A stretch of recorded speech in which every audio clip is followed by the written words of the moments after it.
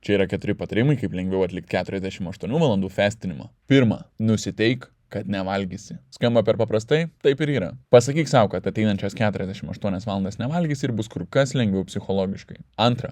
Gerk elektrolitų. Vienas badavimo minusų yra galvos skausmas. Jo nesunkiai išvengsi, jei savo stiklinę vandens įbersi šiek tiek druskos. 3. Badauk darbo dieną.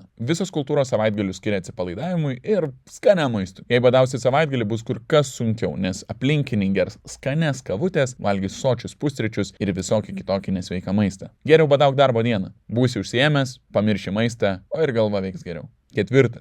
Nepersivalgyk po. Labai svarbu badavimą nutraukti kažkuo itin lengvu, pavyzdžiui, daržovių sultinių. Privalgę sočiai arba dar blogiau, nesveikai, sukelsi savo skrandžiui šoką, jausies blogai ir prarasi visą badavimo naudą. Taip pat gali būti, kad sukelsi gliukozės šuolį kraujy, kas atneš visus kitus neigiamus padarinius. Bonus patarimas - gerk kavą arba arbatą. Tai sumažins alkį, duos skonio ir svarbiausia - energijos. Prieš badaudamas pasitark su srities profesionalais, nes badavimas yra susijęs su rizika, todėl